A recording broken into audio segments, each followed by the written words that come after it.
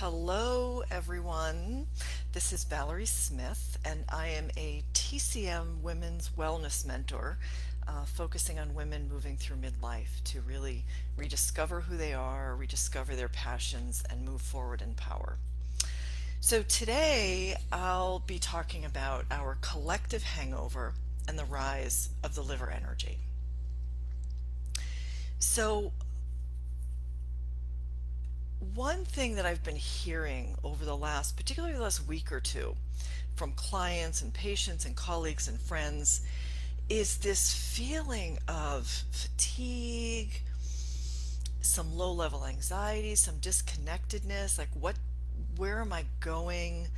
Um, Sometimes sensitivity to sound, and just from general unease to feeling kind of flat and not lost in the larger scheme of things, but kind of in a moment of feeling lost about, I would say, what information I'm even taking in.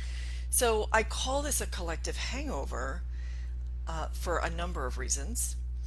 Um, One of which is that it does feel a little bit like a hangover. Feel kind of muzzy, heavy-headed, um, a little bit more lack of engagement, sometimes preoccupied. And part of this is we're coming to the end. I'll put that in quotes because there's no finite end to what we're going through, to COVID, which has caused life-changing consequences to many people, some negative, some positive, but great change, great transition, and in great transition, there's always some form of loss. Um, in the States, there's been incredible political unrest and some traumatic incidences that we've all watched unfold. For a long time now, there has been so much information coming at us from many different angles at such a fever pitch, or as I like to say, very high pitched. The end of the world is coming! I have a hangnail! There's no filter as to which takes a priority because there's so much coming at us that it's hard to differentiate, or hard to even take a moment to think about what is more important here, because we're all just trying to run in place and keep going until there's some window that opens. And what does that do from the Chinese medicine perspective, right? So in Chinese medicine, the yin energy is partly our reserve energy. It's what we tap into when you're going. You're working on a big project at work. Maybe you're homeschooling your kids for a week. Let's just say it's finite for a week, and you're exhausted. And the kids go back to school, the project is done, and you're able, for the sake of example, to take the weekend off, catch up on your sleep,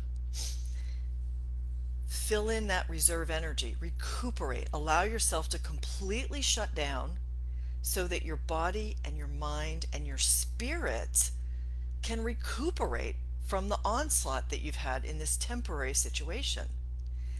Well, most of us have had an onslaught of everything for almost a full year.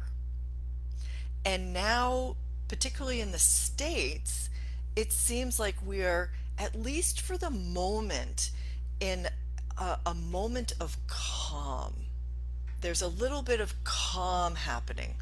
There's a vaccine that is available that is being rolled out. So there's a possible end. So all this tension that has been building up, just trying to survive and move forward and do the best we can and find out what good we can take out of it, find out what we can take out of lessons, find out how we can figure out how we can communicate differently with people, continue to transition and adapt and adapt and adapt.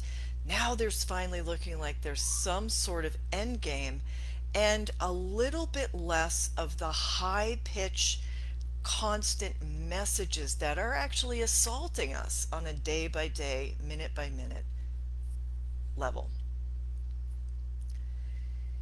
So, what happens is we don't get that moment to take the weekend off for the past year. We don't have those moments typically to say, you know what, I'm just going to shut down because I'm overloaded and now I'm starting to get really tired. So I'm going to shut down. And pop it in the chat. How many people, if you're watching this on replay, just write hashtag replay. How many of you have been able to take some time to really step away? Whether it's physical step away, get some sleep, as well as quiet the mind. Because the other piece, particularly related to Chinese medicine, is that it's not only about physical overwork, it's that constant buzz, that revving that you're feeling in the back of your mind when you're constantly shifting, constantly trying to figure out what's going on, constantly trying to figure out how to adapt. And so that starts to tap into what we say our reserve energy or our yin reserve energy. And then when we move into this moment of calm, our mind, body, and spirit, how do you process that all of a sudden? How do you process that? How do you take it in? And that space that has now been opened from all this overload, now all these things that you didn't have time to process in your conscious hours and maybe in your unconscious hours are now slowly seeping in. And it feels like a hangover. We're depleted. Maybe we're a little anxious. Maybe we just feel very muzzy headed. But it feels like a hangover. And we have to honor that. We have to acknowledge that, and we have to honor that. Because if we're feeling hung over from the last year or perhaps longer for some people, we have to honor that we need to slow down, that we need to rest. If we have a tendency outside of all of this not to be able to filter with our environment, filter out the negative energy. The lung energy in Chinese medicine is the corporeal soul. It's our barrier, it's our energetic barrier to our environment, and also to, in Chinese medicine, we say, pathogenic factors. So if you get a cold, or if you get the flu, or God forbid you get COVID, this is your hui qi, or protective energy that's monitored by the lung. It's also the energy from information and negative energy and whatever's floating around that you have been weakened and have not had the strength of the lung energy to keep that filter and boundaries between, too much information or negativity around you or needing to just be quiet. That's partly your lung energy. And so that person really needs to just step away from news, step away from, and be very clear that you need to step away from people who are impacting your physical, but your energetic boundaries. If you are with someone and afterwards you feel exhausted, you need to limit your time interacting with that person if it is possible. Okay? That's the lung energy. That's our energetic boundary. You can visualize light surrounding your body, protecting your body, building that energetic layer. It's almost like you could think about it as the golden bracelets for Wonder Woman or a shield. You can think about it however you want, but visualize and create that shield or boundary between you and either people who are drawing too much energy from you, those kind of energy vampires that people talk about, or if it's news, whatever it is. Now, if part of, what you're feeling is incredibly depleted, you love to exercise, but now when you exercise, it's not a fatigue. It's not a fatigue, but it feels good. It's a fatigue. I feel like I need a nap. Allow yourself to pull back on the exercise. Allow yourself to sit quietly. This is the kidney energy. You need to sit quietly. This is the core of our fire and water in the body. It holds our reserve energy. Sit quietly. Get rest. Allow yourself to nap. Allow yourself whatever you need to do to quiet your mind. If you tend toward being very organized and that's how you respond to problems, and maybe there's some rigidity, maybe you feel very stuck, you need to move. You need to move. You need to move, but you need to wander, meaning you have no set destination. You set your phone for 10, 15 minutes, wander for that time, look at the cracks in the sidewalk, look at the nests of birds in the trees. And when your alarm goes off, you wander back home. There's no destination, there's no set path. You're allowing your mind to calm and flow a little bit more. If you tend toward racing thoughts and anxiety, you need to meditate. You need to sit quietly, but meditate. Anchor your mind, because this is the heart energy. The heart houses the mind. Those racing thoughts are about the mind not grounded. So creativity, finding creativity and focusing your energy on that will really help, and also meditation. Okay? And if you tend to feel saturated with information, that's your spleen energy. And if you feel that saturation, again, step away. You don't need to do a lot of exercise, just step away.